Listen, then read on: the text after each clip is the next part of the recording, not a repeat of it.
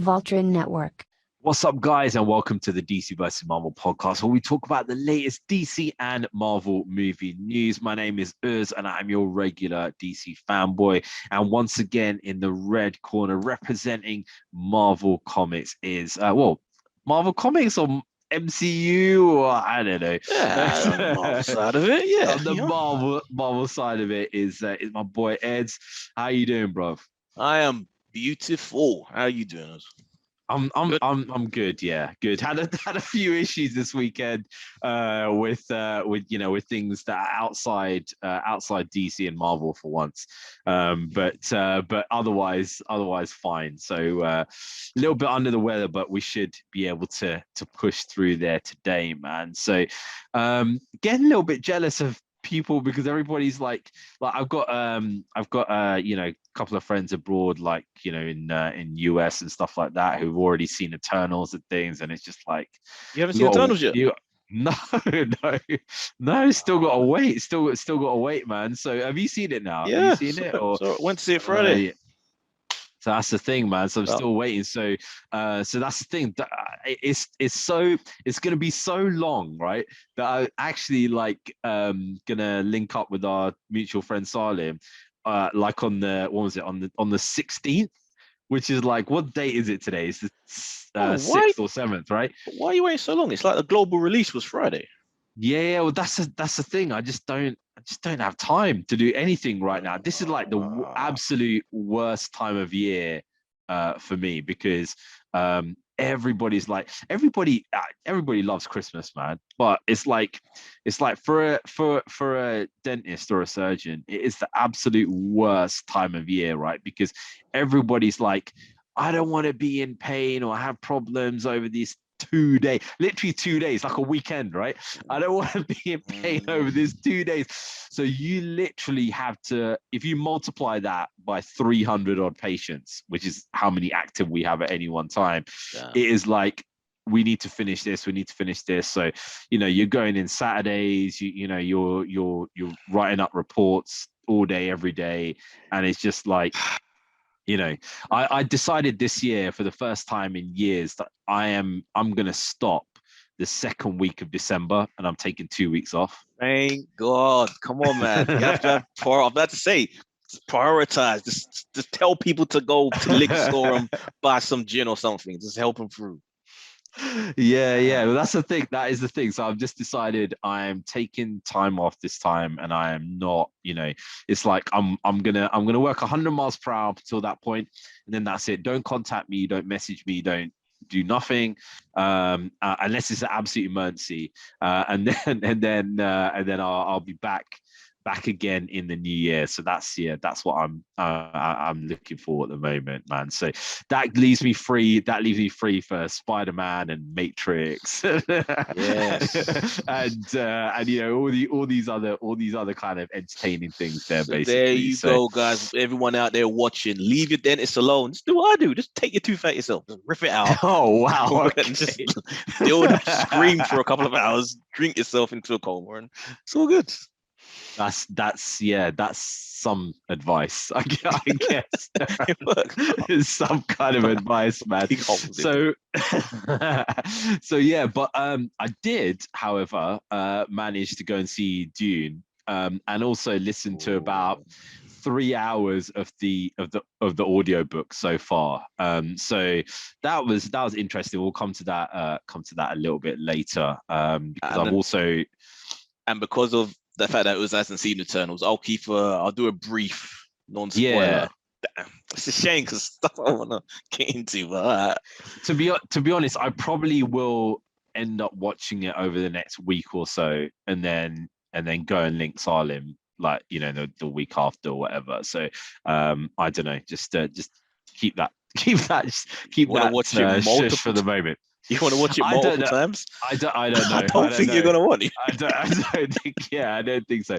But let's see, man. This is the one advantage of the unlimited card, right? Is that it's like this, there's no financial loss by going in the second time, I guess. But there is a brain cell loss, I guess, from what loss of time.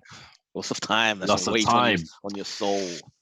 That is, oh wow, okay, okay, fair enough, fair enough. So, without further ado, let's get into it, man. So we both seen Dune, and we'll talk about that a bit later on. I was reading an article this morning from Dave Bautista, and the reason why I found it interesting is because it seems that that also, what's the guy's name who is who's playing one of the main characters, also played Poe Dameron. What was his Oscar something surname? Isaac. Oscar Isaac, yeah. So his he basically said in an interview that it's good to be in a sci-fi that is kind of written properly, right? Yeah. And that was kind of like a side dig, I guess, at Star Wars, right? And now Batista's kind of given And X-Men Apocalypse. And X-Men Apocalypse, yeah. Is X-Men Apocalypse a sci-fi? I don't know. Is that I think he's the sort of person that probably generalizes the whole thing into one big umbrella. Oh wow, okay. Yeah, so he was obviously not very impressed by those and more impressed by Dune. And then Bautista is obviously, he's had an interview there as well, and he's like, it's refreshing to be in a film where there's many layers to the character and stuff like that, and he's not he which we can debate, like 2 lines. exactly and he doesn't just go around saying stupid shit all the time, right? And I don't know, man, I kind of obviously I'll ask you your opinion in a second, but to me, when he said that, I was kind of a little bit annoyed by what he's saying, because to me it's like, okay, look, mate, you're in a film where you're basically playing a character who is a very kind of deadpan, right, in terms of the delivery and stuff like that. Literal. Dude, he made his career. He has no footing to shit on playing Drax, and especially how much he claims to love James Gunn. Like, don't forget all that other stuff when James Gunn originally got fired, and then he was the one that was crying the most, making the most noise about, this guy's a genius. I won't work it. I won't do it if it's not with him. So I don't know what he's playing at, man. Yeah, and that's the thing. That is what I don't kind of like, because the thing is that it just makes me think, when you say something like that, actually that doesn't make me think, oh, okay, he likes working a lot more for Denis Villeneuve or anything like that. That actually makes me think less of Dave Bautista, that he just was like, oh, I'm going to accept this role that he supposedly says he didn't like, and he was it was just basically like, oh, him saying stupid stuff all the time or whatever. And it's like, mate, you accepted that role, so basically you're just all about the money, right? You're just all about that. Now the thing is that out of that, even in the second film, which I thought was a little bit ropey at times, I kind of thought Drax was probably the most standout character in most of it. Like the line delivery and stuff, I just always thought, like, I don't really laugh at films. Like I'm kind of dead inside. You know what I mean? I get that. When I'm on my own, I'm just sit there like a corpse, man. It's worrying. It's worrying. I notice it sometimes. I'm like, this is good. I can recognize that it's good, but why am I not reacting the way I should? I think Always Sunny is the only thing that breaks me out of that sometimes. You're talking to me too much. That's the problem. It's like, that's what's going on. So that's the thing. So like, but with him, it's kind of like, I actually found myself laughing like many of the times when they were saying the stuff, and it was just because it's so stupid and so deadpan, and so I kind of enjoyed. There, with bar none, with all the films he's been in, this is the only one where he actually really has a personality. Like everything else, he's just a hired muscle, like Spectre, or he barely does anything in Blade Runner to really be like, this is some juicy, amazing role. Like Drax is his career. Like, what? I want to slap him around the head, man. I'm disappointed. That is exactly the way. That's the best way to describe it. It's just like, mate, it's kind of. The thing is, a lot of these times they don't show the whole article, right? It's kind of like they take the snippet off it. So, I'll give the benefit of the doubt to say that maybe he was saying like, okay, look, this is my real kind of big break that got me recognized by Hollywood, etc. But in this film, I've kind of got more of a meteor role than saying silly stuff there in it like it was doing the other one. But the thing is, this is like, what I don't understand is, okay, that one of them is a comedy film, another one's quite, the other two, I guess, Blade Runner and Dune, where he's working with Denis Villeneuve, they are much more serious roles. So you can't really compare a comedy role with one that is much more serious and say, oh, okay, it's refreshing to be doing this. It's like, it's kind of. I think he's just playing the game, man, sucking up to Villeneuve, man, just trying to get in the next film. I think it is becoming, actually, because the thing is, I've kind of, like, over the past couple of years or so, really kind of started looking into the way that media portrays stuff and the way that media kind of just tries to manipulate the audience as much as possible.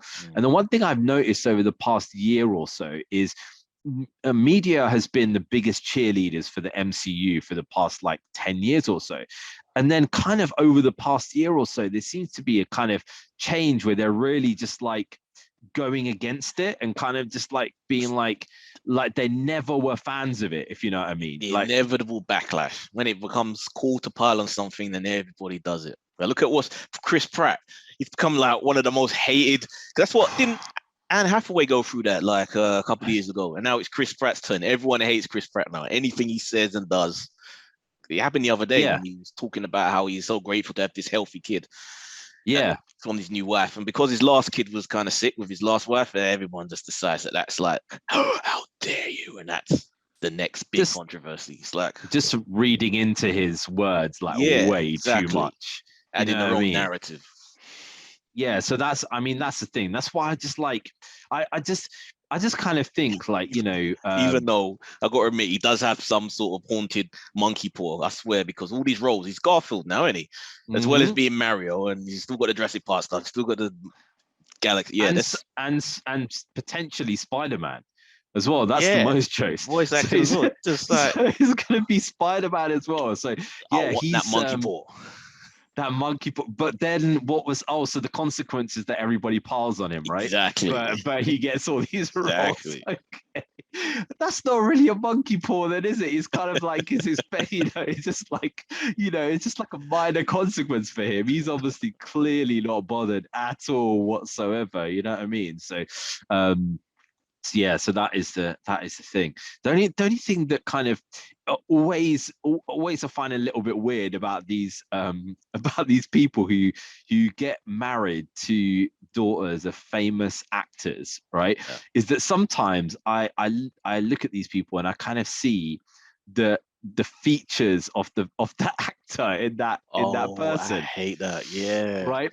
So like Bruce Willis's daughter or whatever, right? Looks very similar to like Bruce Willis. Yeah. And it's like she's on the cover of all these like fashion magazines and stuff like that. And all I'm thinking is, if you were married to her, right, at some point in the morning she would have no makeup on or whatever, and it would be like looking at Bruce Willis. Like basically, like this has been a thing with me since I was a kid. When I was at school, and people were like, "Oh, Janet Jackson," I'm like, "She looks just like Michael." No, that's gross. No, like, and even if I meet a girl that I like, I have a rule that I don't want to meet your brothers or your dad for as long as possible, because if they have a reflection of your face in them, then I'm just seeing their head on your body, and it's just done. Desire is gone. I can't do it. Yeah. Exactly. So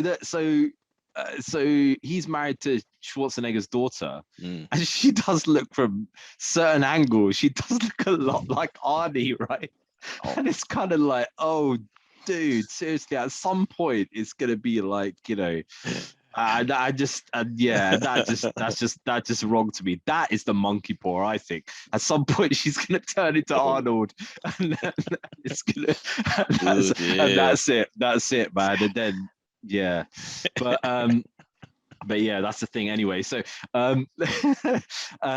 today there was also some news there about the boys. So the boys, basically, they've revealed a new character there in it, which is the Crimson Countess, who is another kind of a bad character in the boys.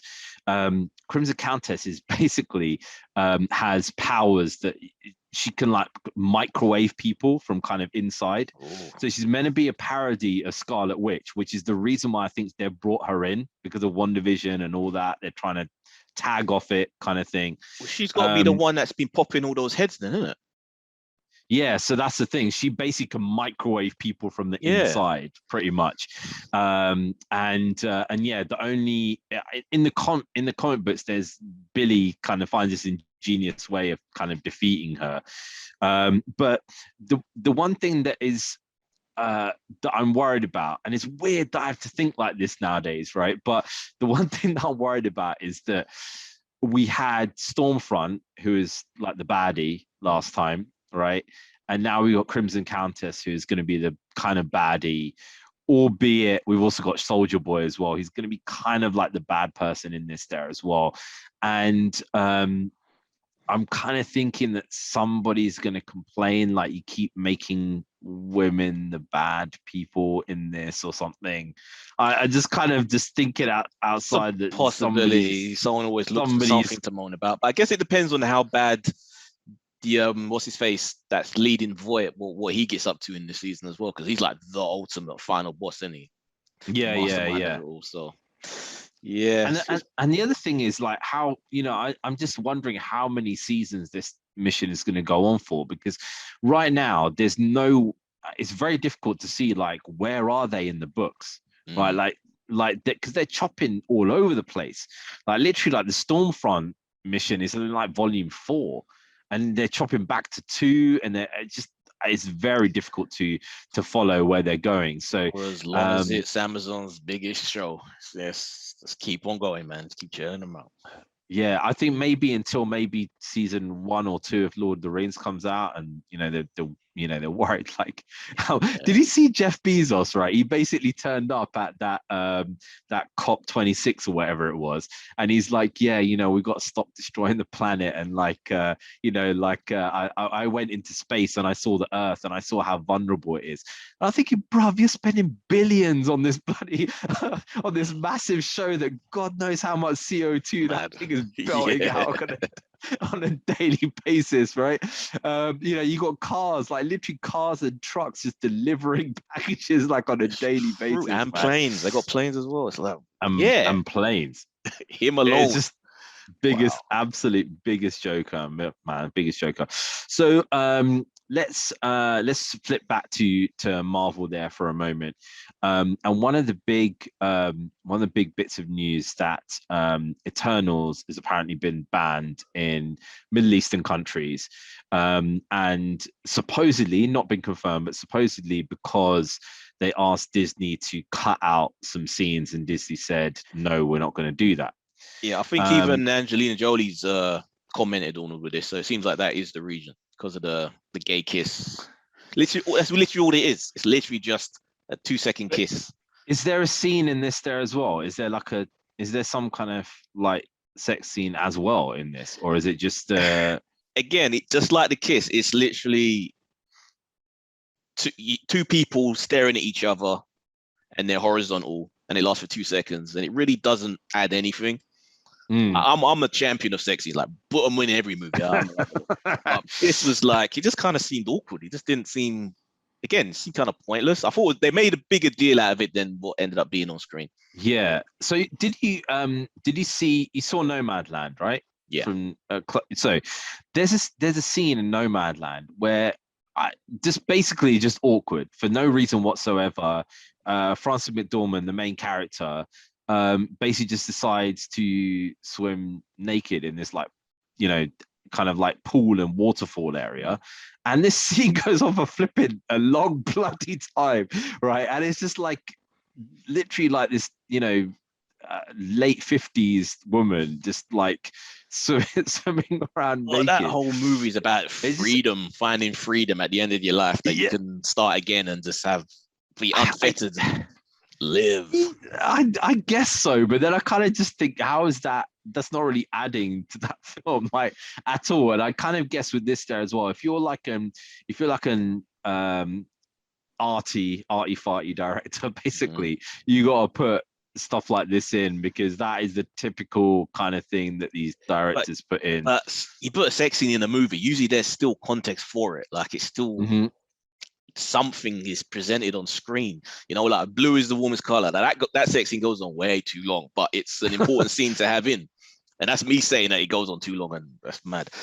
But in this, it's just kind of, it's just a bit, it's all kind of silly, really, to be honest. But the kiss scene was literally just two people saying goodbye, and, you know, look up, mwah. That's literally, that's what it is. Mwah. Okay. And then goodbye, and then this is why it's got banned. And Marvel don't want to cut it. They want to stick their heels in, be like, no, we're sticking by our principles, which is, I wouldn't imagine Disney would do that, but they're doing it.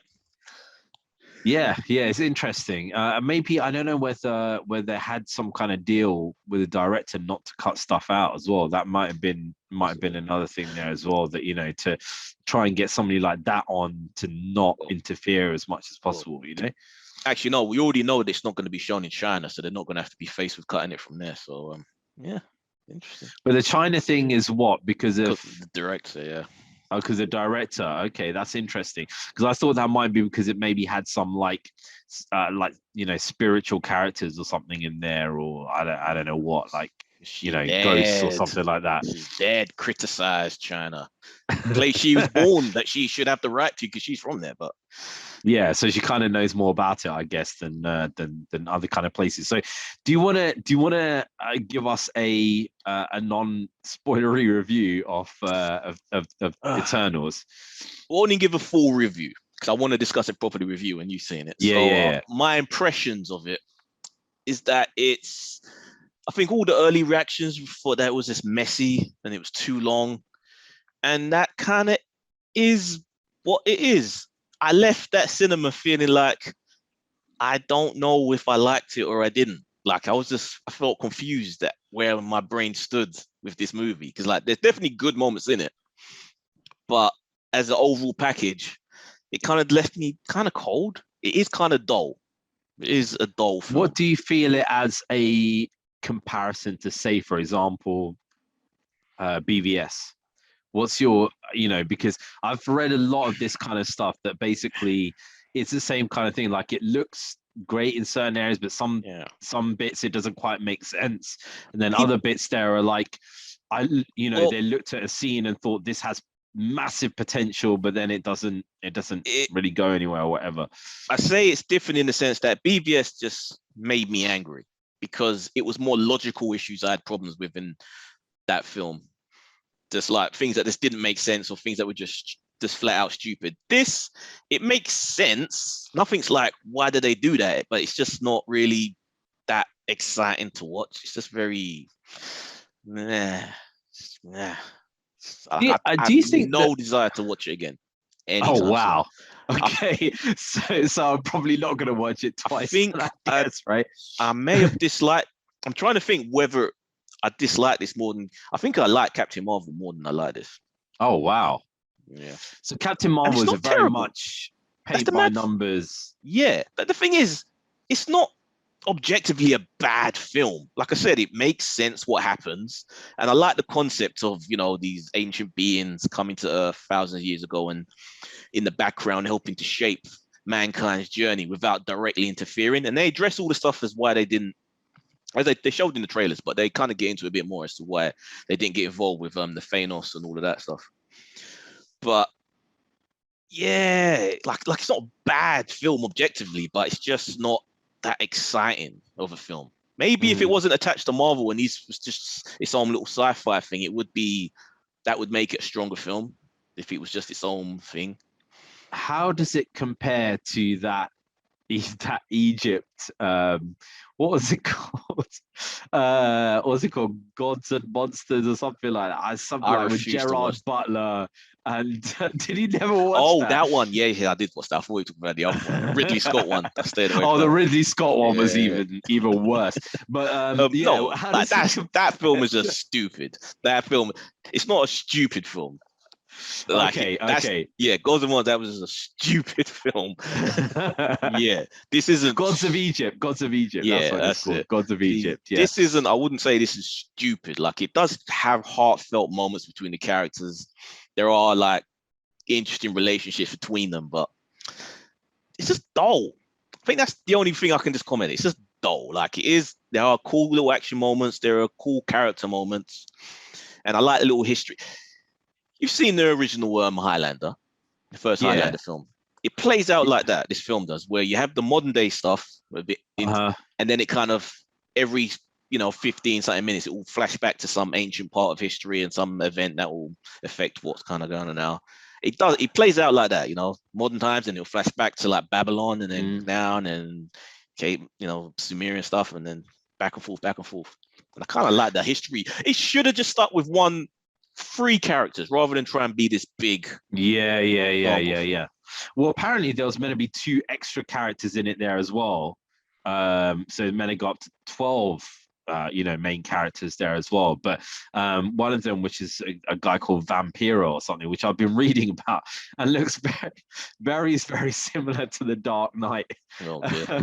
Because he's kind of like a guy who basically can fly and has like kind of vampire bat powers and has like cowl with like ears on it and stuff. It looks very similar to Batman basically. So I think they'll probably scrap that to kind of stop that stop those comparisons there in it basically. Yeah. I remember last week you were saying about the Justice League comparisons, and when you watch it, you don't really think you're not really comparing them, even though like the Man of Steel stuff you can probably say that, yeah. And when there was a whole quote that she was inspired, the director Zhao was inspired by Man of Steel, I think it was that manifests itself in how the action scenes are handled with that character. What character is it again? Icarus. Yeah.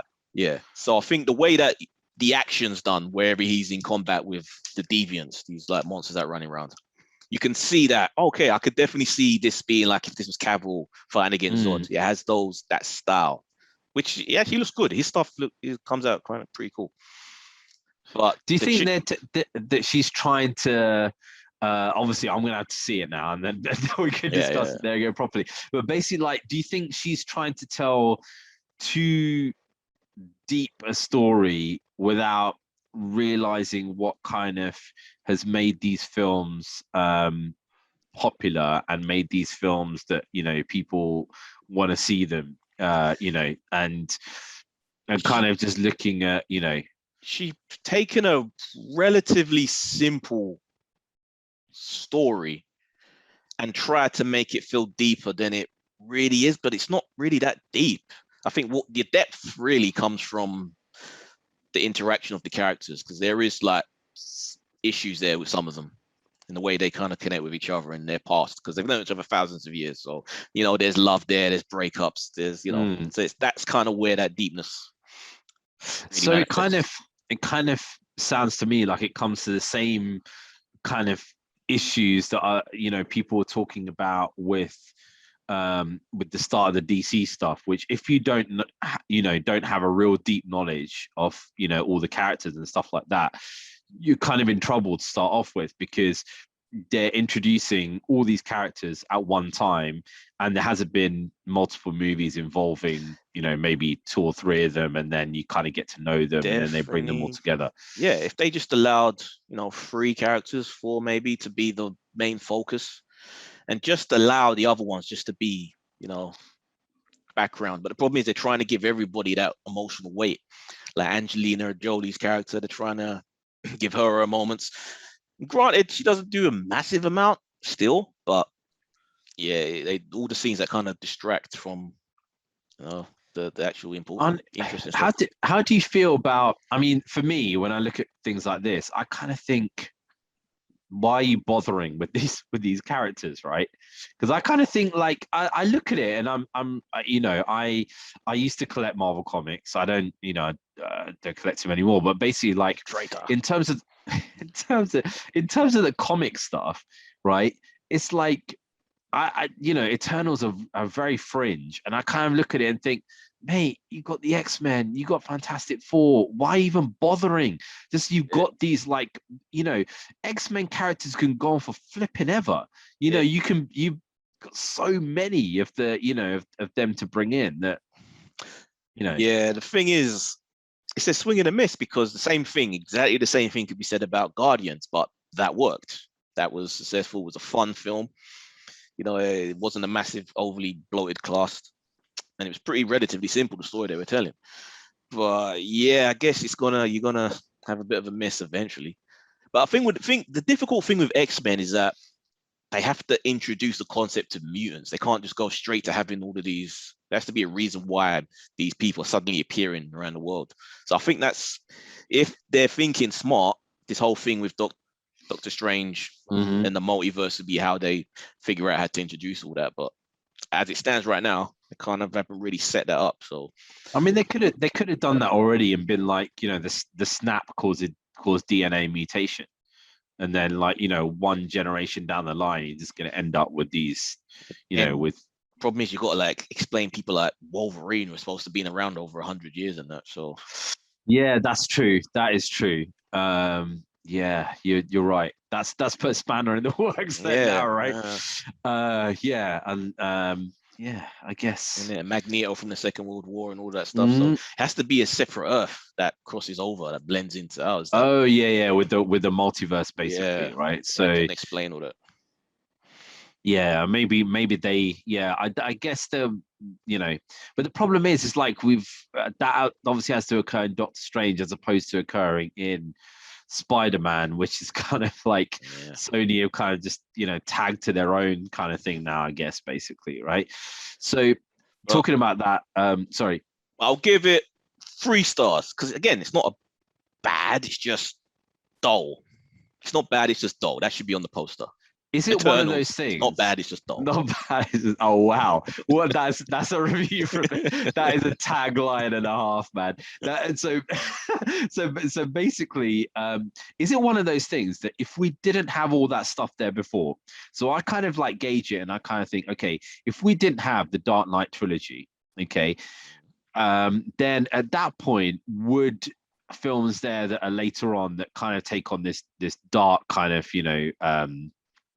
dark kind of connotations and stuff like that, are people going to be more accepting of that even if it's not as good, given the fact that those films never existed, but given the fact that those films have existed now, that's kind of like the benchmark. So kind of like the fact you've had 10 years of the MCU now, if this film was released and there hadn't been all of those films there before, would it have had a better reception than it has, now, based on all that other stuff? If this had come out in place of the first 4 film,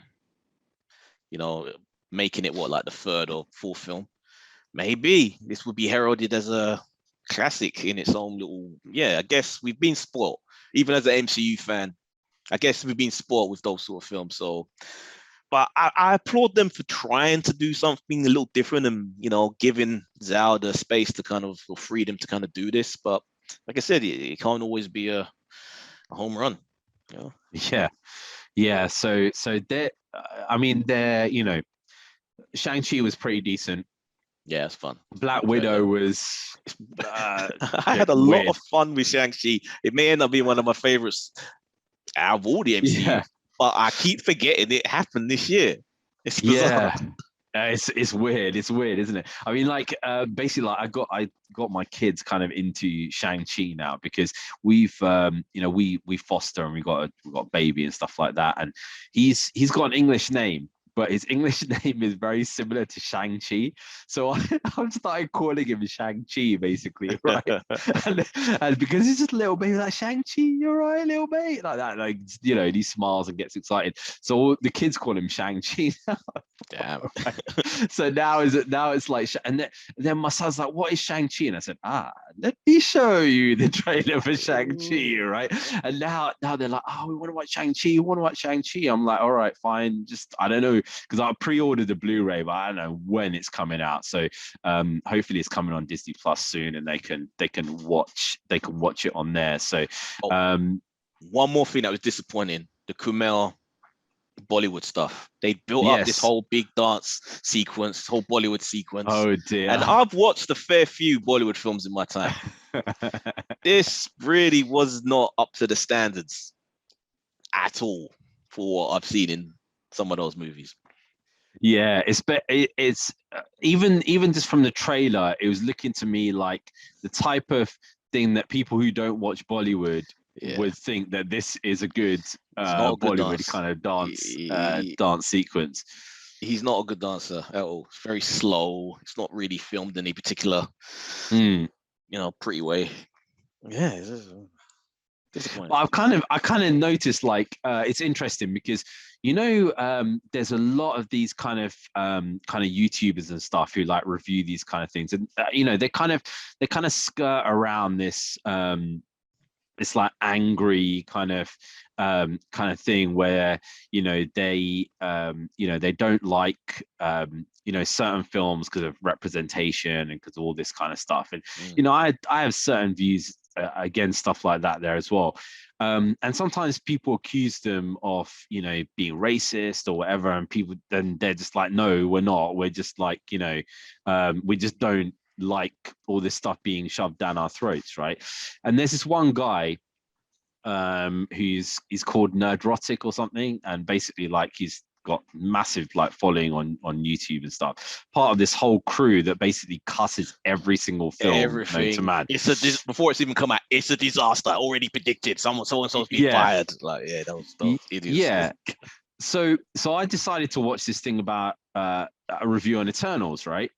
And I was just like, okay, I watched the review, and then when he said certain things, I was like, okay, you've basically proven that you actually are racist, right? I don't like throwing that term around, right? Because, you know, I think it's quite a strong term, but actually in this, the guy kept going like 3 or 4 times. He kept saying like, oh yeah, you know, this guy Kumar from Harold and Kumar, he's that. And I was thinking, he's not from Harold and Kumar. He's a bloody completely different bloody actor, right? And if you can't tell 2 brown people apart, I'm sorry, there's only one word for that. You know what I mean? It's only literally one word for that. So, you know, and you keep repeating the same thing again and again and again. I'm sorry, but, you know, there's just only one word for it. So, and I actually liked him in the film. He has like a little helper that's with him that kind of knows all the secrets of it all. And the funniest stuff come from them two. I actually really enjoyed that. They're fun. Because I guess he's like a comedian, right? So he's, you know, trying to kind of bring those kind of things in. His little Indian sort of chauffeur / PA. It's just hilarious. I like it. Yeah, it's like a. Well, I will try and see if I can see it by the end of this week, and then we'll discuss it. We'll discuss it there as well, and then see whether I can stomach seeing it another time with silent there or not. So 2 post credits, by the way. Oh, 2 post credits. Okay, so mid credit and end, right? Yeah. I guess. Okay, cool. We'll watch those and discuss those. So Venom 2 apparently has now gone past 400 million, which in the post kind of is it mid or post pandemic situation, I guess is pretty good. Do you think that is a deserved 400 mil for nah. Like I say, I prefer the first one. Like, it wasn't terrible again, but it's just, you know, more of that. Sony has their own version of that Marvel formula, their own version. They kind of struck with the first Venom, And this one, yeah, it doesn't really deserve that much. But at the same time, hey, I mean, I guess this is why Marvel or whatever deal they're able to strike, enabling Spider-Man to coexist. It's depending on the success of Venom. So, it kind of worries me though, because it makes me think like, I don't trust we're talking about that that kind of old guy dynamic with like Eddie and Venom just like talking to each other all the time, and that basically they the execs probably thought that was the thing that everybody loved, so let's have more of that in Venom 2.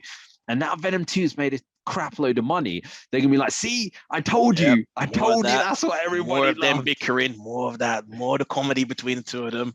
And more symbiote bad guys for them to fight against. Come on, I'm sick of that. Symbiote fire. Exactly what? You're just gonna have to fight a symbiote army now. You know what I mean? It's gonna be bloody ridiculous, man. Honestly, yeah. It's just that ain't right. I like Tom Hardy, so I'm happy for him to have hits. Doesn't really have that many big films, so yeah. I guess I would say to Tom Hardy, he's done well, man. It's London lad, done well. So yeah, just more power to him. You know what I mean? Have you seen the Batman synopsis that they've released? I tried not to look, but I was waiting for you to break it down. So let's okay. So I'll paraphrase it. So it doesn't spoil too many things in there. But basically, what is the official synopsis that they're releasing? This is the official synopsis, cool. Right? So the official synopsis is basically saying that he is the Batman character is a guy who skirts on almost being to a level of a serial killer, right? And he's totally he's basically in effect totally unhinged, right? So he struggles with whether what he is doing is the right thing or not, right? And it says it's an action-packed film, right?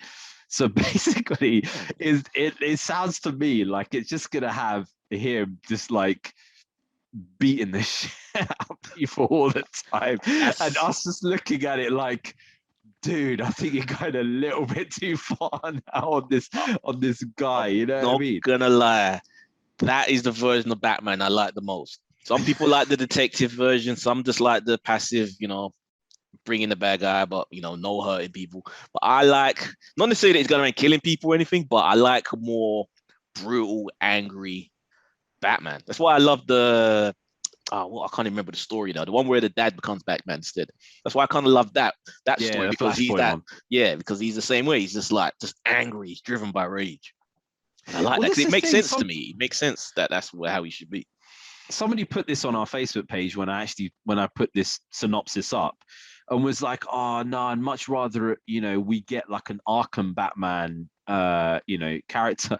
And I just put underneath, you do know in Arkham Knight, he gets the bat tank and basically puts the wheel on this villain's face and makes the accelerator spin the wheel on his face, right? Until he's like, tell me, he's like, tell me where this thing is, right? And this villain's got this massive wheel just on his face, right? So come on, this is, you could say obviously the Arkham stuff is done in a more kind of cartoonish fashion, because it's kind of like it's a game and stuff. But if you're having like Batman and you're taking it in reality, do you know the average person is going to be shit scared of this dude, because some people are going to be like, wow, this guy's amazing, and other people are going to be like, holy shit, this guy's nuts, right? Because he is like, nowadays we get this thing a lot when we're talking about people commit crimes, and they're like, oh yeah, it's somebody's upbringing and we need to counsel them, we need to do this.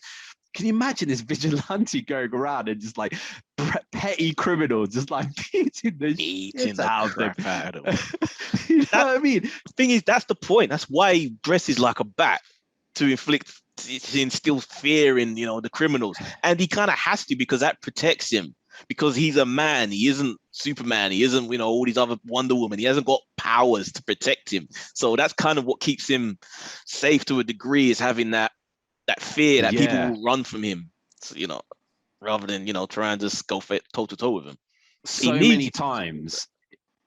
Yeah, I mean, so many times in comic books, it's like, he won't even appear, but they'll hear something, like they'll hear something going on, or criminals will look up and they'll be like, oh my God, it's the Bat.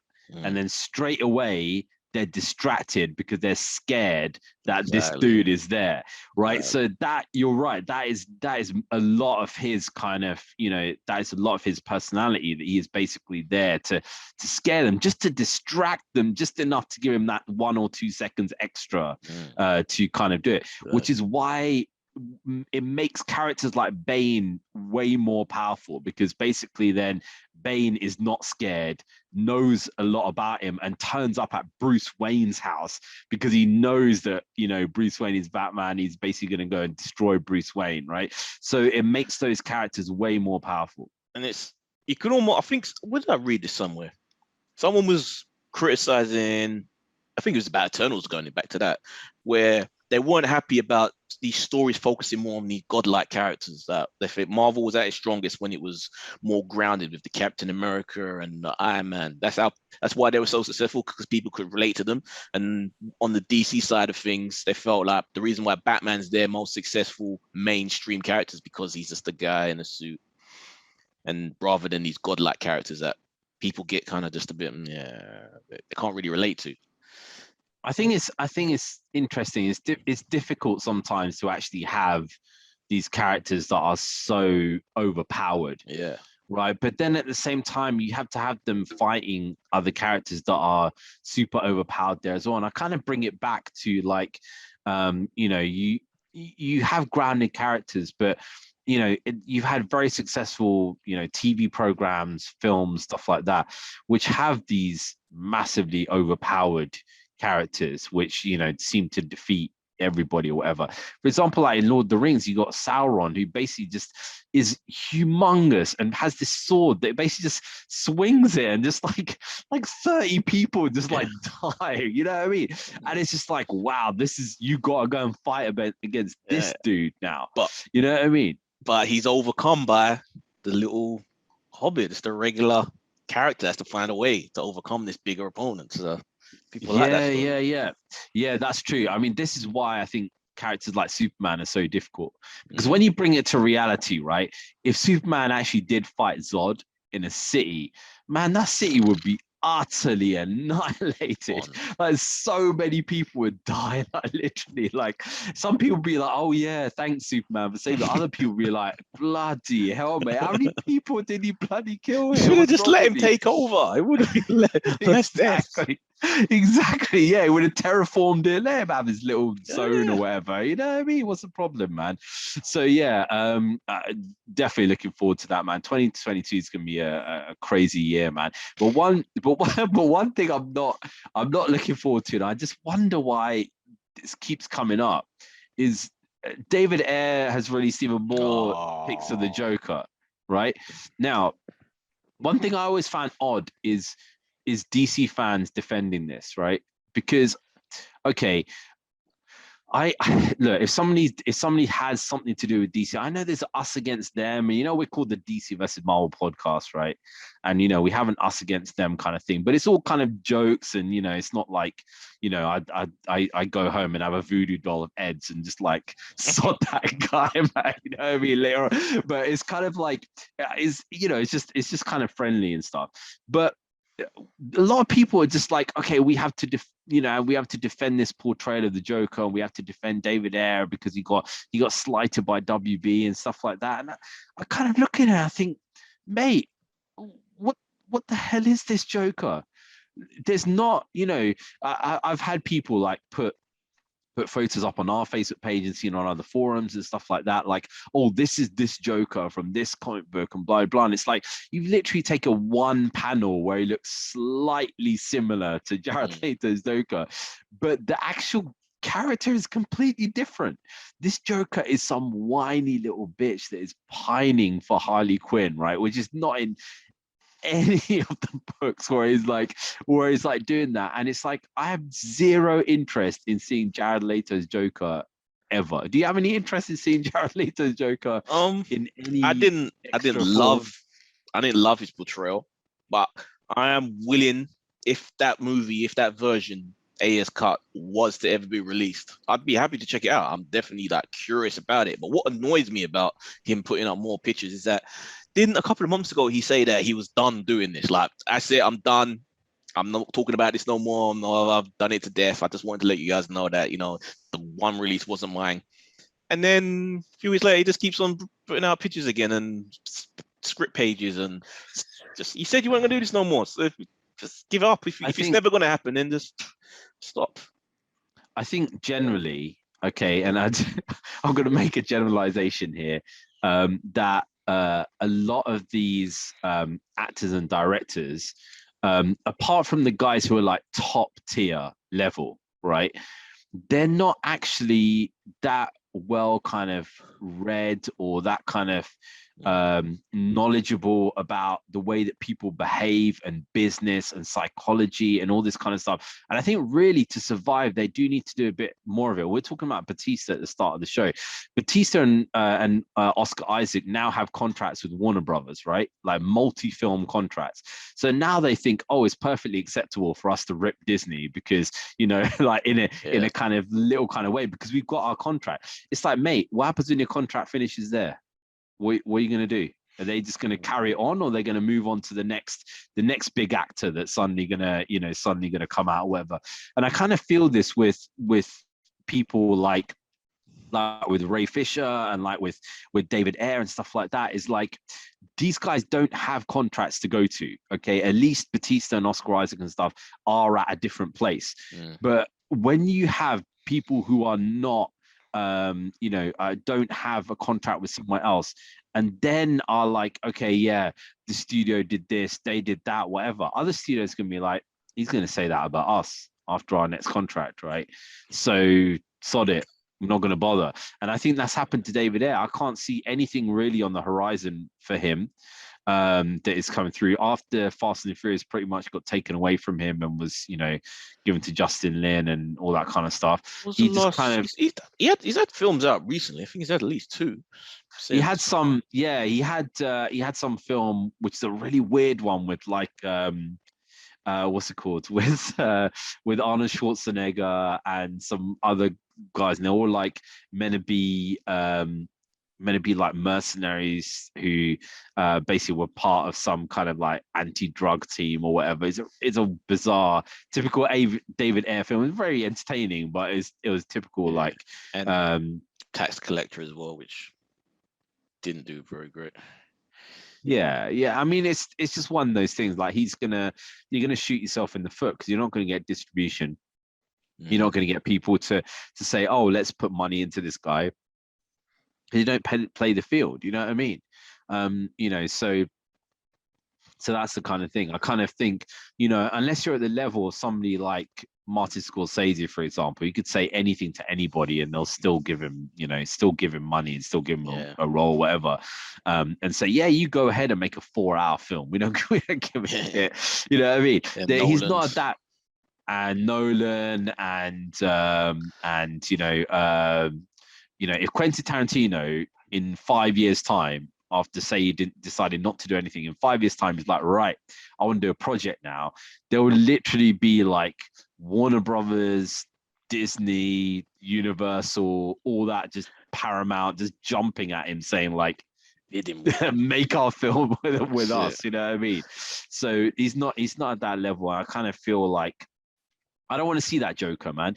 To me, Suicide Squad was the most disappointing film that I have seen in DC, and I can almost say ever, right? Because when I was a kid and I was watching those early, like Batman and Batman Returns and Batman and Robin and all that kind of stuff, I didn't really know any better. So it's kind of just like that was what it is, right? Those hurt me because I was an insane fan of the first two Batman films, Batman and Batman Returns. So when the other dude came in and suddenly they became these throwbacks to the 60s Batman, it was just like colorful, goofy.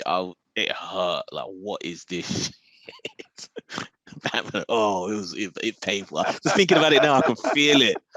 I can feel it as a kid coming back. Oh, they weren't great, man. They weren't great. But at the end of the day, I didn't really have a great deal of feeling kind of about that. But definitely with Suicide Squad, I was kind of like, I was looking quite forward to it because I was thinking, wow, man, you're gonna have like Joker taking the lead, and David Ayer is really good with these kind of ensemble kind of characters, like with the action and stuff, and it just really didn't live up to anything, man. So I have no intention about watching that at all ever at any point, man. But so I thought again about Aquaman. I thought that I love the director, I love the Conjuring films, like I'm into Jason Momoa. What can go wrong? What can go wrong? I saw it again the other day. Oh god, it looks like a TV show. It's just. Oh. I mean, the last act is good, but the rest of it is like, when they. I was sitting in the cinema, and then the Pitbull song came on. Right, I was like, "What are you doing? What is the director thinking by putting this thing in here, man? Just so bizarre, man. Like, honestly, I think Pitbull is one of those guys, or same as Jeremy Renner, that he has seen somebody. He's seen a music exec kill a homeless person, and he's just like, look, yeah, you better let me have my career, otherwise I will expose your what you've done or whatever, man. Or he had the monkey paw before he passed it over to what's his face. He gave the monkey paw to Chris Pratt. That is jokes, man. Poor Chris Pratt, man. I say poor. I mean, he's living his life, I guess, right? So, what I mean? But yeah, destroyed by the internet on a daily basis. So, we'll move on past the next one. And I think we go into our Dune review because, because basically we're just, we could talk about Black Adam and Wonder Woman, but I really can't face talking about The Rock again, right? I'm not feeling well enough to bring The Rock into my mind right now.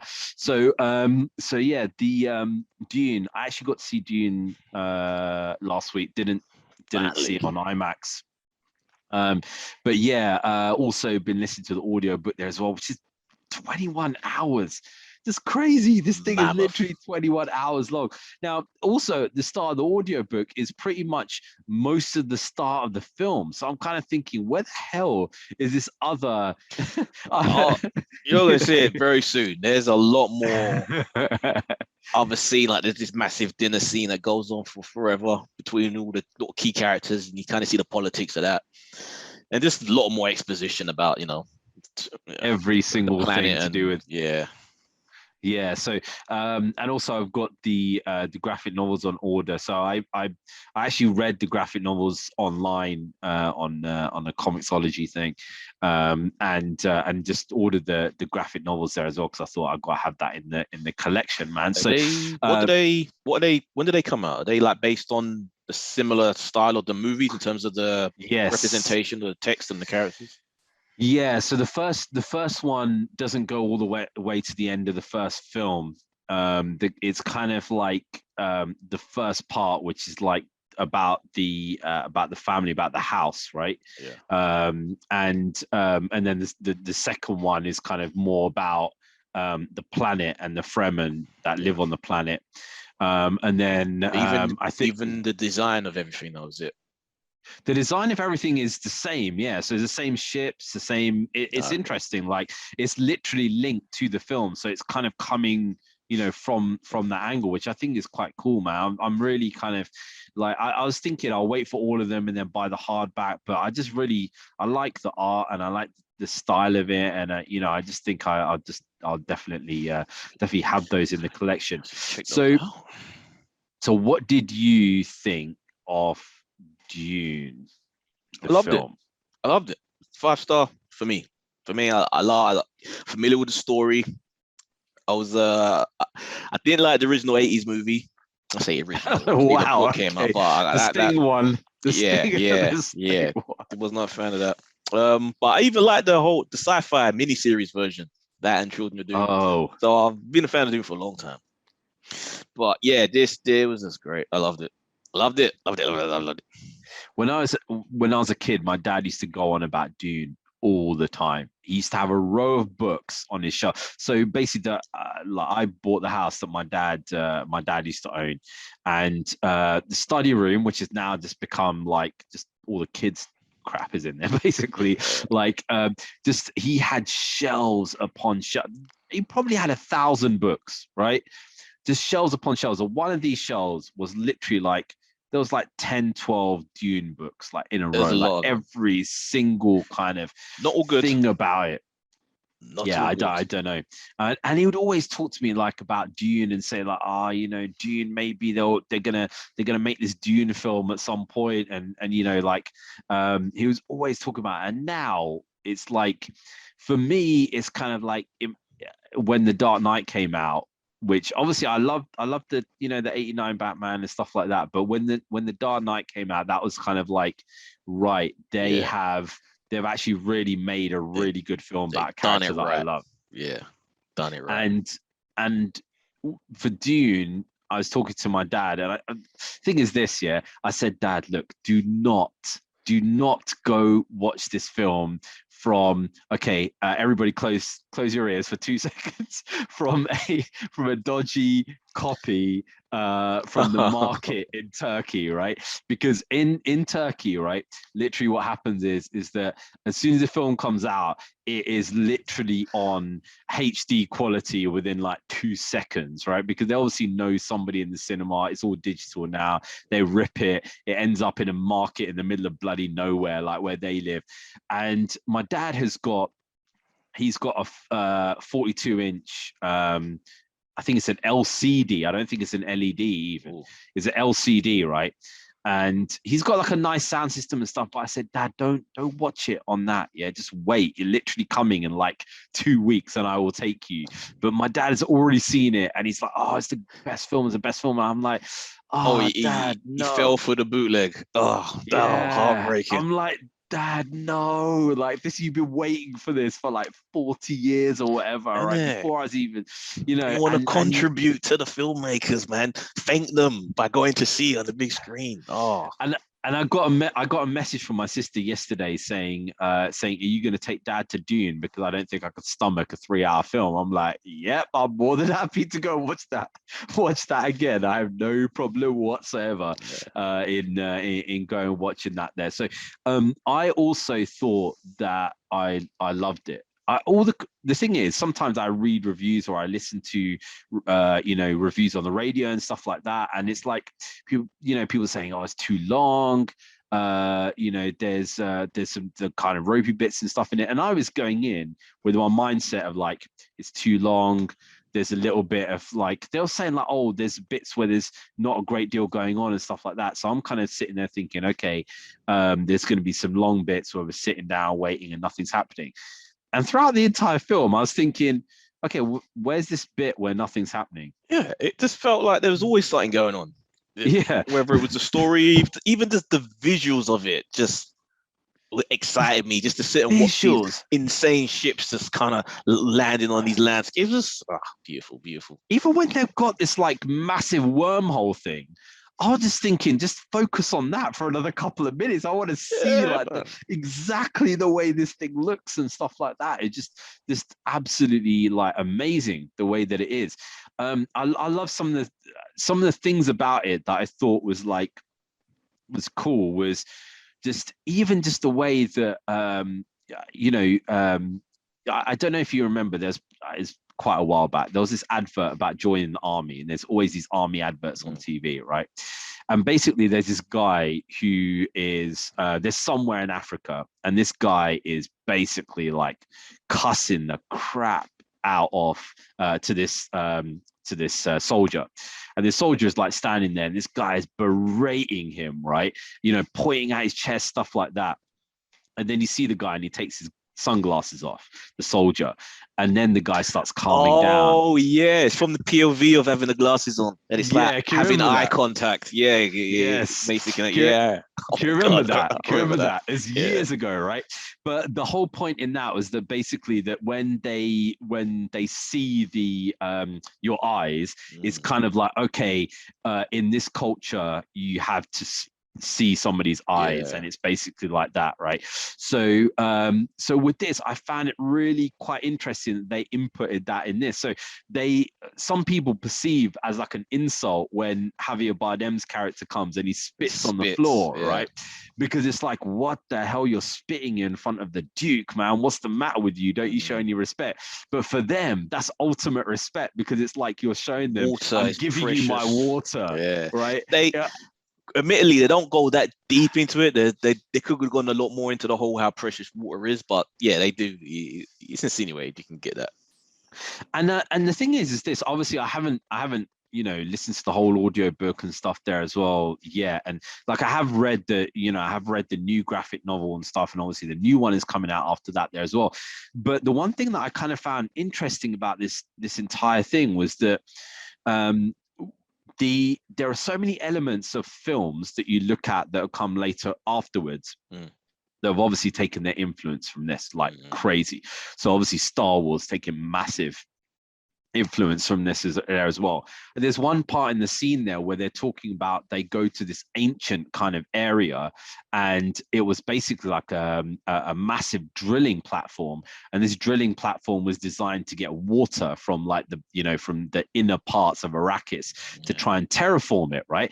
And I'm thinking, shit, man, this is like Total Recall. Even the design of the thing is very similar, right? Where they're talking about, and obviously there in Total Recall, that is, kind of the way that they do it. And I just find it just interesting. Like, it's constantly this kind of stuff that is kind of coming up. How cool is that shot when they're in the Thopter and the worm comes up and it just kind of just swallows the spice farmer? How massive does that look? You just think, holy crap. Those worms just look flipping crazy, man. Honestly, I kind of think like there's so much stuff that I want to know. Like, how do those things survive?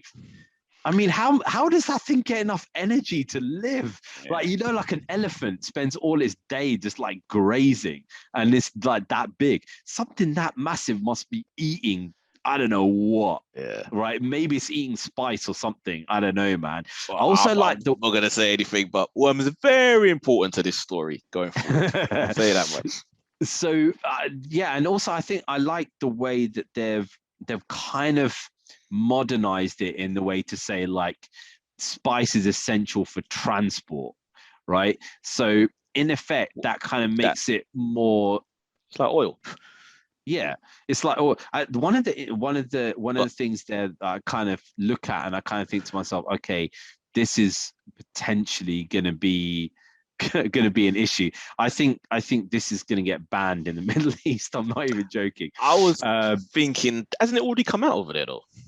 Yeah, but at some point somebody's going to go mad because they start talking about this guy being the Mahdi, right? And I'm telling you, if some sheikh hears about that, they're going to go flipping nuts, man. Yeah. So they may have changed some of that stuff in the translation. I know there's some other stuff. The jihad is a big word in there, so I think they're going to have to change that in the upcoming films. I think that because they're talking about I think they'll probably change it to Messiah from Mahdi. So, like in Islamic kind of history, you basically get there's a story about a sheikh called the Mahdi who's going to appear basically in the future, who in effect fights against the Antichrist. And obviously they've got this kind of idea here where it's like, okay, he's the Mahdi, he's going to fight against the Emperor, which is kind of like the Antichrist kind of character within this kind of setup. And I think that's gonna. It's interesting because obviously they've inputted that into this, and I guess the author knew probably quite a lot about this. It was kind of probably like, okay, let me input this in my story because it kind of makes sense.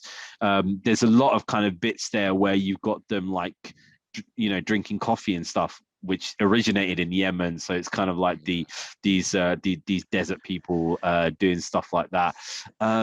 They definitely need to expand on the spy style, man, because it's not just travel. What it, the effects that it has on the navigators, it helps them to visualize fold in space. That's how they do it. So then they can go to space, but it's their ability to warp and to like cross space in and also the hallucinogenic aspects of it. There's so much stuff. The spy space does everything. It's a Swiss Army knife of substances. Well, that's the thing. They need to expand on that more, because that thing is just, that kind of stuff starts to blow your mind. So basically, like, if you travel at light speed, right, and you travel at light speed for say 2 years, when you actually go, say you're communicating with somebody in Earth and you were traveling at light speed, you might only have aged a year, but they're going to age like 30 years or whatever, right? So this is what they have in the Star Wars universe, where there's get out clause, where basically you can travel anywhere in the galaxy and it's literally like almost instant. You go through hyperspace and you're there, and that kind of makes it look like, okay, all of the galaxy is on the same time frame, right? It's all connected.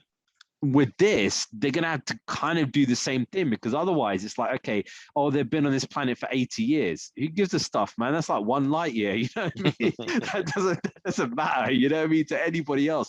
But for, 80, they're talking about 80 years being a long time here.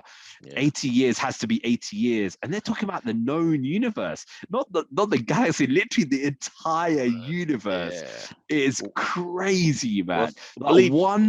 I believe they described it as literally how they travel is to fold space like a piece of paper and just kind of fold it in half. That's how the navigators visualize. Warp, basically. So they just literally so they physically don't move themselves. It's space that moves around them. That's how they travel. That's crazy. That is basically like warp travel, but like infinite warp travel. So I don't know if you ever remember, like there was this thing in Voyager where Tom Paris figures out how to go warp 10. And basically, like, he folds time infinitely, so that the problem is at warp 10, you're in all space, like at one time, like literally you are everywhere, because it's been folded like infinitesimally. That's what they're going to have to do to make it be like they can go from one bit to another without there being such an expanse of time that,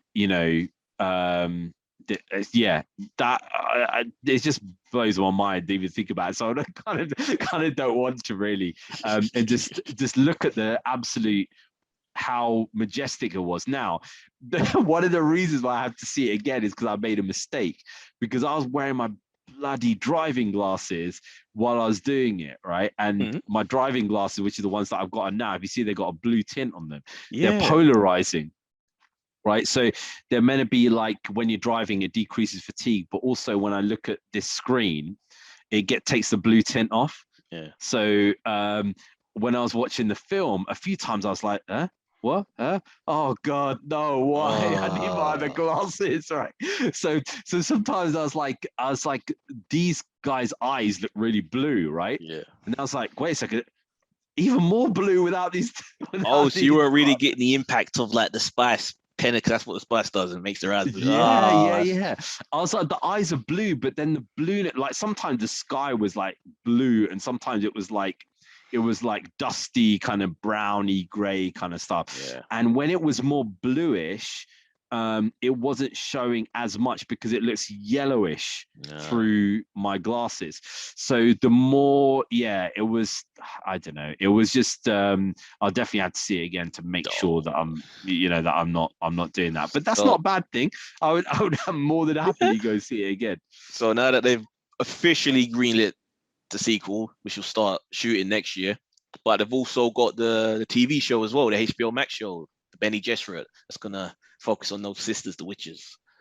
Is it going to have Rebecca Ferguson in it, or is it just the Order? Or I presume it's just about the Order and how they came to be, maybe, and what their position is in this universe. So it's just the whole kind of thing about it, just very interesting, man. Just like really, I think the way that he's portrayed it as well is just great, and it's like, it's just like creating a whole new world within a world. Kind of like when they created Middle Earth. You can kind of see it's like in a meadow and stuff, but it's just like it's just a different kind of thing where it's like looks like it's in the past, but also in this fantastical world, and it's just kind of great, man. The one thing that I liked about it, having not known so much about the graphic novel and stuff, because I read that afterwards, was just the fact that it's kind of like they reverted back to the way like old England used to be, which is kind of like you have these dukes who run different counties and stuff. So you have the Count of Wessex and the Count of Essex and the Count of this and then blah blah blah, and they all have their own armies and they all have their own whatever, right? They're all like kingdoms, isn't it? All these separate little because back in the days in England, they used to do that, and the king used to come to them and say, can you come and bring your army so we can go and fight the French or something like that, right? And even they would actually... Even before then, when the Vikings were coming, there were literally kings in each, King of Wessex, Sussex, and all, fucking mental. How the hell did that run? Yeah, and then they all got kind of united together at one point. I just love the whole thing about it. I'd definitely watch it again. There's probably loads of stuff that I missed in there that I'm kind of looking forward to seeing there. Keep this in mind. The budget for Dune, 165 million. Budget for Tenet was 200 million. How does that make sense to you? What the hell is Nolan spending his money on? A lot of it's probably they've probably got the same people who spent 37 billion on an app to track and trace people in the UK. It makes no sense. I just don't understand how Nolan spends his money. Do you know what he does though? I'll tell you one thing that this dude does. He will be like, so like, say like for Dunkirk, right? They were like, oh yeah, let's do this thing. You're going to have one scene in the Spitfire because we can't put a camera in there. We can't put an IMAX camera in. It's too big. So what we'll do is we'll film the Spitfire scenes with a normal camera, and then we'll kind of edit it around and stuff like that. He's like, no, I want this Spitfire modified, right? So they spent nearly $1 million modifying a Spitfire so it could carry a pilot and an IMAX camera, right? You do stuff like that, it just starts to add up and add up and add up, you know what I mean? Until eventually it's kind of just like, What effects were in Tenet? It was literally hitting the reverse button. That's in the editing bay. That's all the effects were, just reversing shit. That's yeah. I mean, well, that's the thing. But the thing is that he's. I was watching a documentary about him. He doesn't make non-hero props. That's one of the things that is always just strikes me as crazy. So basically, like guys, if you don't know, you have this, you have props in a film, and there are props that are taken, and basically people see them from far, and they don't have all the detail on it, right? And it's interesting because we went to this thing, National Film and TV Museum. They've got the non-hero prop from Raiders of the Lost Ark, the legit one, right? And I looked at it and I'm like, holy shit, I could do better than that with the bloody golden. The case from the Raiders of the Lost Ark is meant to have it's meant to have the I don't know what in it. I can't remember, but it's the Ark of the Covenant. Ark in there. It's the Ark of the Covenant, and this is the one that they do all the far scenes from, right? And I'm looking at it and I'm thinking, dude, what the hell is this thing? Wow. It's like literally like I could have done that myself, like with the props that I made. I was looking at that, I was thinking my props are better than this bloody thing, right? But that's the thing. The hero prop is the one that we have close-ups from, right? So also in this museum they had the hero Han Solo gun, and they also had the non-hero Han Solo gun, right? And they look the non-hero one that's decidedly ropey, like literally like somebody's quickly casted it up and quickly painted it, whereas the hero one is got like a metal muzzle. It's actually a gun that they're modified, like these gunsmiths are modified, and the detail in it is incredible. Now, so in this one documentary that I watched, Nolan doesn't make non-hero props. So when they have these like far scenes that basically you can't really see the detail on something, they would usually use a prop that doesn't have much detail on it. He wants the same detail in that prop that you have in the bloody close-up one. So in effect, you're making hero props for absolutely everything. I get that for back in the day when they were making films, shooting on film. I'd be surprised to see or know how many films actually do that nowadays in the 4K era, when you can't. It's kind of worrying to get away with stuff like that, where people can zoom into everything. Well, none of them really do it. Most of them still do, non-hero props like all the time, because you don't really need, like, in there as well. There was a Star-Lord hero prop and non-hero prop there as well. So they don't do it all the time because they don't need to. They're doing so much in post anyway, where they're like, who's going to notice him holding something there, flying in the air with a laser coming out of it at the same time? Nobody's going to be like, oh yeah, the flame detail doesn't look great on that. But when he's holding it like this in front of him, then obviously that's a different scenario. But with Nolan, it's just like he just spends exorbitant money on literally everything, and that's obviously the main problem. So yeah, should we before we finish get onto some trailers? The Book of Boba Fett and Morbius trailers are both came out over the last week there, and should we start off with the Book of Boba Fett? That's kind of more teasery kind of trailer, right? Yeah. You don't really get a full understanding of what's going on. Is he just kind of holding the seat of power on this planet, and people are just trying to come and take it from him? Is that going to be the whole thing of the whole show? Like, what's his main objective throughout this whole series? That's what I'm curious about. You don't really get a sense of it, but it looks cool from what we see. But I think kind of like those videos where we saw the Taliban gaining access to the to the gym in the palace, right? I think he's also when he's taken over, he's also gained access to the gym in the palace, because he definitely looks like he's been training a bit now. You know what I mean? He saw himself in that last season of Mandalorian and thought, I need to make an effort this season, and he has trimmed down quite a bit. Yeah. So he's definitely been doing some kind of training. So yeah, I mean that kind of thing. Obviously, it's coming towards the end of the year, so there's going to be the Hawkeye and also the Boba Fett stuff coming around the same time, I would guess, right? So out of those, I'm probably more excited for watching the Boba Fett stuff rather than the other bits. I'm just kind of getting to a stage where I just want loads of Star Wars stuff. Like, I'm kind of just feeling a need for it now, kind of thing. So like, you feel like you can trust the TV side of Star Wars more so rather than the movie side, which is always decidedly ropey. I'm actually surprised how much I'm into Hawkeye, because I don't like the Hawkeye character, never have. But I don't know, something about this show. I don't know. Maybe Haley Stansfield, kind of like her. She's alright. So yeah, I think my problem is just Jeremy Renner, because I just can't. I just don't like Jeremy Renner. I don't know. When I was a kid, my mum, right, whenever Michael Douglas would come on the TV, would turn it off or change the channel, and I'm like, Mum, what are you? Half the time we're like, Mum, what are you doing? So, oh God, I can't stand this guy, Michael Douglas, right? I'm like, what? Michael Douglas? What Michael Douglas? So, like, back in those days, there was stuff like, Romancing the Stone and like really harmless films, great films.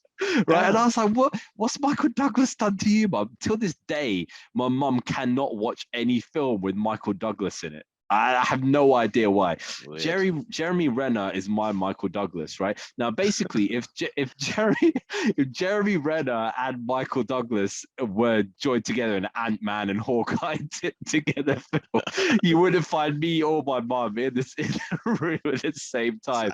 I guess how I feel about The Rock, basically the same thing. The same thing, yeah. I mean, I don't know what it is. I just kind of... I don't know. I just don't, even in real life when he comes on his interviews, I hate him even more. I kind of just think, wow, you really are just the horrible overall person. Wow. I can't stand Jeremy Renner. He's another guy who has seen somebody kill a homeless person. He's definitely, because there is no way he's got, he's not like one of these people, who would get on casting couch or whatever. He just like, he is just, it's like he's Jeremy Renner. How the hell did he get into this? I have no idea, man. So yeah, you guys can cuss me for my hate of Jeremy Renner. No, embrace it. If I can embrace the Rock and deal with the hate that gets thrown at me, then you could do it, Renner, man. So there was also the Morbius trailer as well. You were into this. I thought I'm not into it, but I thought it's better. Right? There's always been this running joke between me and Ash of Morbius being like this amazing character, right? The only reason why is basically because of this, the fact that I think he is the stupidest character ever, and the fact to make a film of him is so ridiculous, because all my experience of Morbius was, I've never collected any comic books of Morbius, but all my experience of Morbius has been of him in that 90s Spider-Man cartoon. And every time he turned up, he's chasing after Felicia Hardy, right? And basically it's just like, he's like, he turns into this like vampire. And then he does like, there's some bits where he's like, now you look at it and it's kind of like, with all the Me Too movement and stuff like that, where he's literally standing outside Felicia's window, just watching her get changed and stuff like that. And it's like, dude, you are creepy vampire known to man. Me Too only doesn't apply to vampires, because look at the Twilight, the same thing. He would stalk and watch the girl sleep. The creepiest stuff that he would be up to, but women love it. It's romantic. Oh, he just cares so much. It doesn't apply to vampires. That's why sometimes there's these films that come on Netflix and stuff that are just like, literally like, the dude is like committing like kidnap and basically like kidnap and assault until the woman gets Stockholmed into thinking, okay, he's the women love it. They love it. It's just like, what the hell? And this is the thing about Morbius. Like, Morbius is he's like a most horriblest character, like literally ever. And the thing is, Spider-Man doesn't really know for a while in the cartoon that who he actually is, like what his actual basis is and stuff. So he spends a lot of time fighting him and trying to save Felicia, which is why he hates Spider-Man so much, because like Felicia's always like being saved by him, right? And this is the thing of why when they first announced Morbius, I'm like, you're not making a film of this guy, are you? Seriously.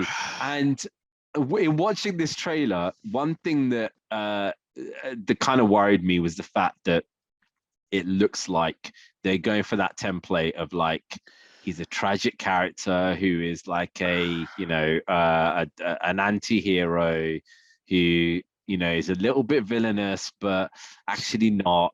Afflicted by this horrible condition. See, my issue with Morbius, why I'm not really that keen on him, it's like, I don't know when we were speaking about it, whether it was last week, a couple weeks ago, but I was saying about how weird it is, and I've never really sat well with me how in the DC universe you've got these mythological characters like Frankenstein and like it don't, with them, with superheroes, like, why are they there? It just doesn't fit. And Morbius is the same way. Like, he's like a vampire in this world of superheroes. It just doesn't fit. And I know Blade is also a vampire, but it just don't really. Why have these myths? I don't know. It's just me. Maybe it's just a personal, subjective thing, but mythological thing, I don't want them mixing with the superheroes. It just don't work in my head for some reason. I think with those ones, like there's like a theme always in Spider-Man, like, but which is why I always laugh about the fact of how in the MCU he has just so much technology, like just all the time. There's a theme in Spider-Man of like, you mess with science, you just get screwed, basically, right? So like you got the Green Goblin, and you got the Lizard, and you got you've got Rhino, and you got the you got Morbius, right? They all just mess with science and just end up getting screwed basically. Whereas in the MCU, it's like science is the answer, in effect, right? So yeah, this thing only interests me if they decide to go down the route that they've always had the character as, which is like this absolute idiotic character who there's no way you can kind of like, because all he does is basically stalk Felicia, and it's like, you're just like, dude, no, what's wrong with you, man? It's like, and he's he's always like, oh, she doesn't like me because I look like a vampire now and I need to stop being. It's like, no, you're just a weirdo, flipping stalkerish kind of Why would dude Sony kind of thing. make this? It doesn't make, out of all of these side characters from Spider-Man, why? Yeah. Morbius. And the other okay, so one other thing is this: in Venom, right?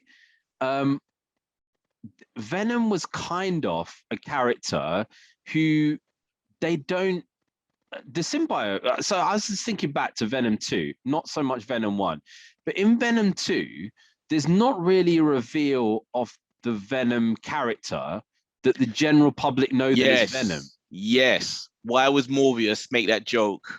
Yeah. When he stopped those guys that I am Venom, when no one really knows about Venom. Except for even when he turns up at the party, people just think he's in costume. They don't really know what he's supposed to be. Yeah.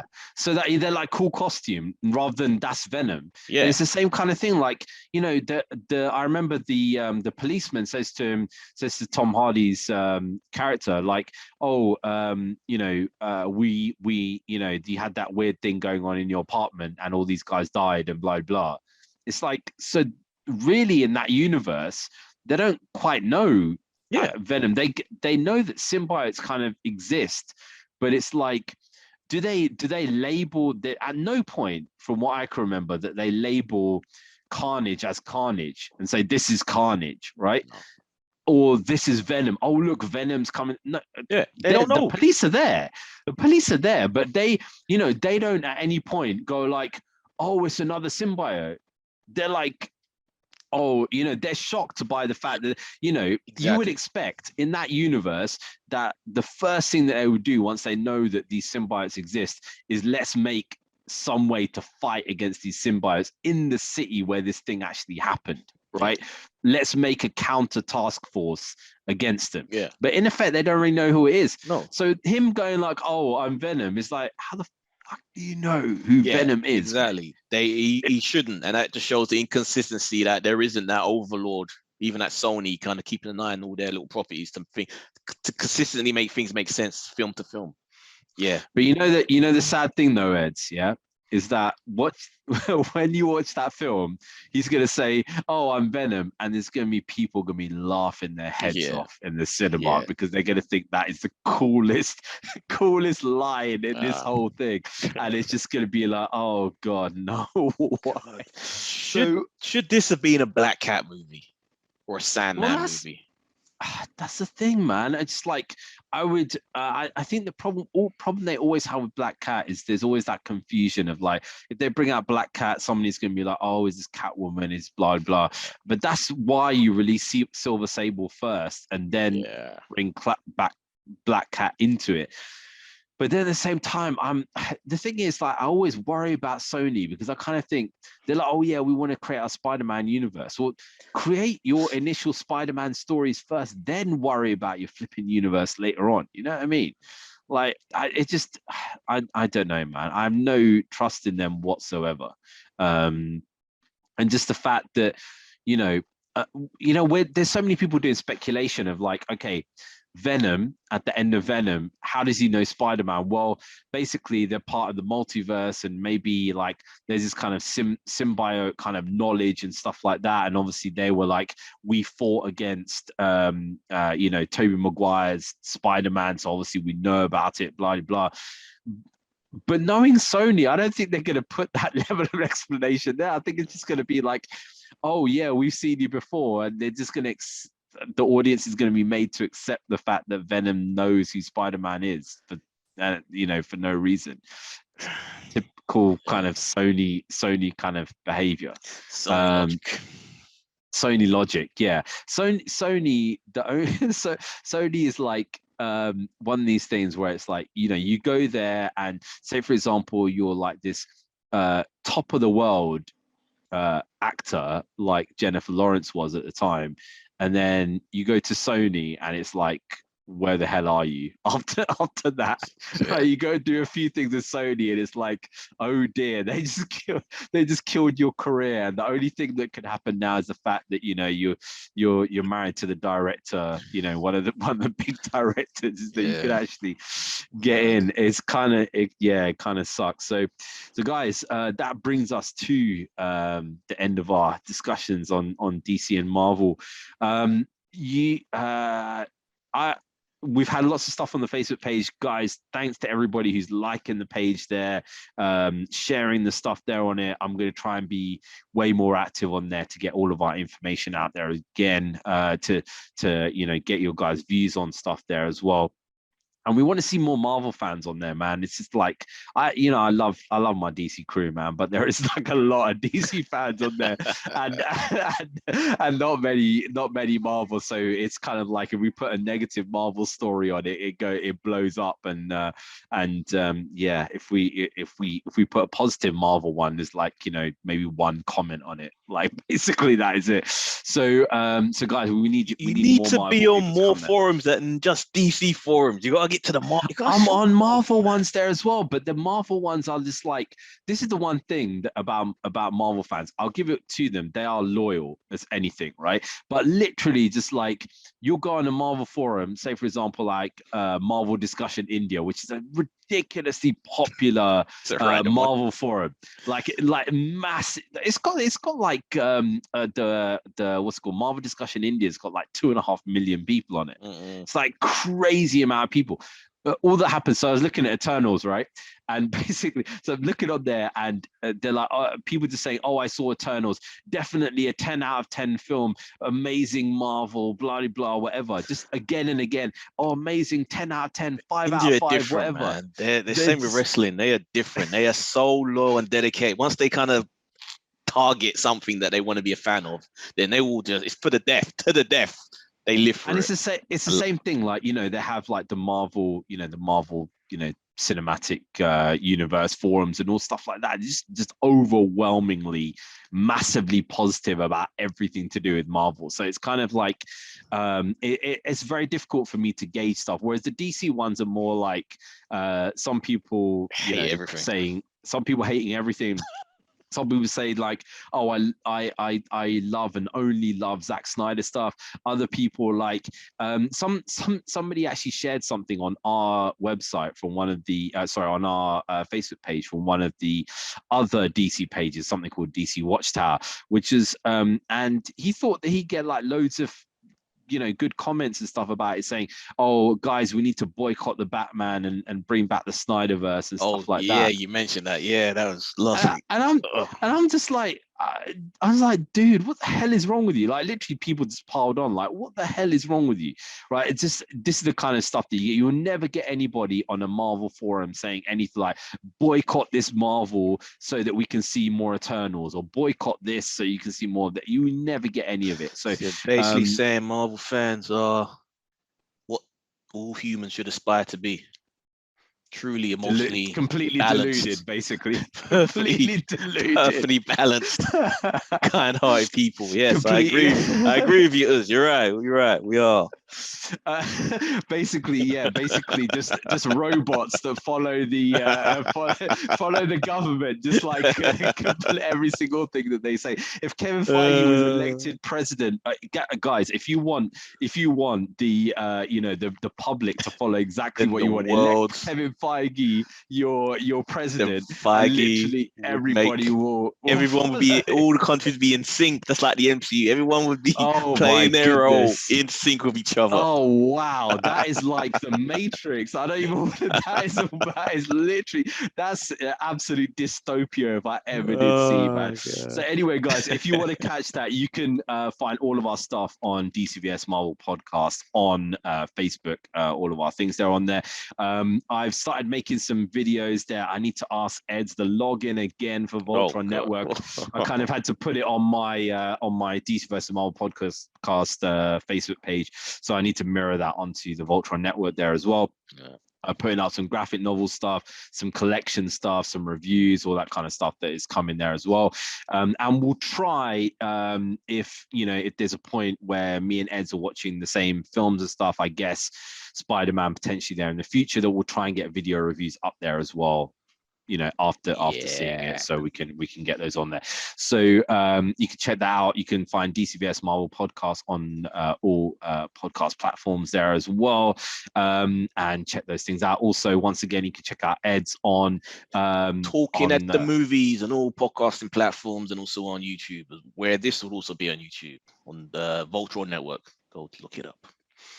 Yeah, so guys, and I don't know if there's gonna be arrested. I saw, because I was looking at Reddit, like they've released like 20 people or something, like, yeah, they do every 3 months people or something like they that. fire when it is the sick. I won't get into it because this ain't what it's about. Basically, they have their quarterly earnings for their shareholders, and they'll report, we make more money than we've ever made, hundreds of millions of dollars.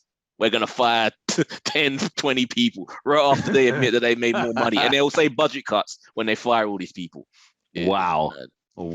Just so Ruckus is still coming back, but my buddy needs to get like new equipment because he wasn't ready. He was dealing with like box standard stuff, so I have to wait on that. Yeah, cool. So when that comes out, then guys definitely check that. Until then, we'll see you again next time, hopefully with a Return Eternals spoiler review from both of us. See you next week.